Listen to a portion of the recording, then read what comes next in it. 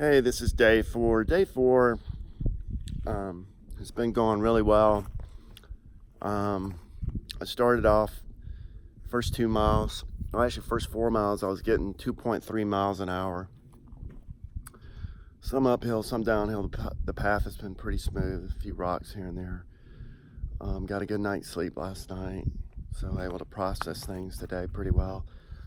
And day one is that first day when there's a little bit of anxiety of the unknown.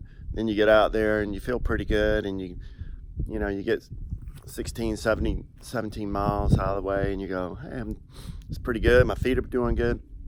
Day two, you start off pretty confident, and then you hit some of those hard climbs, and you start going, man, why am I doing this? Day three is just up and down hard climbs all day, lots of rocks and stuff, and so then you're like, geez, man, I need to come off the trail. I'm just get some rest. You start whining, and you have to use a little sports psychology on yourself and just hit the grind, man, and try to just push through it. And then it seems like day four is always for me a transformation. It's like you wake up and it's not intentional. It's not like, okay, day four, I'm ready. It's like you wake up, you get going, and then you're on the trail in your mind. Dude, there's clarity. There's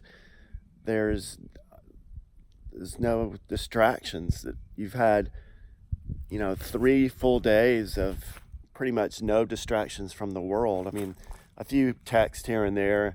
Matter of fact, I got a text from my daughter, Caroline, who was out at ASU in Arizona, and she was just moved because a friend of hers dad had passed, and so she was just really worried about me being out on the trail. And I could just tell that I probably needed to just be a little bit more attentive to risk.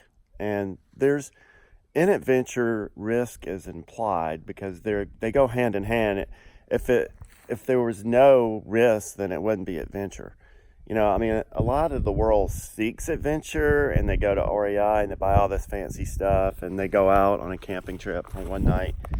But really, you got to go out on multiple nights. And it seems to me the fourth day, if I've been pushing hard, pushing and pushing myself, the fourth day, it's just there's clarity and the mind comes alive, and I'm able to journal a lot, and I feel like God speaks to me.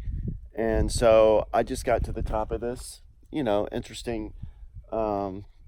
It was a climb. I mean, I don't know. This is some small ridge line I've been crossing, and it's beautiful farmland and green grass down here. It's springtime. There were daffodils in the valley, and it's April 4th, the fourth day, and it's a Thursday. And so I get up here, and so I need to just check my phone and just send a text to my wife to tell her I love her and that everything's going good. And I get a text that my mom's passed away, and so I'm getting off the trail, and that's fine, and that's what I should do. That's the right thing to do. So I called Don, who gave me the transportation from Woods Hole to Damascus, and he's going to pick me up in a couple hours. I got 5.4 miles to hike. Pretty much not that difficult of a hike down to the Mount Rogers National Headquarters, or whatever they are, Forest Headquarters, or whatever they call it. It's actually a place that you can actually take a shower, which I don't know, I might do.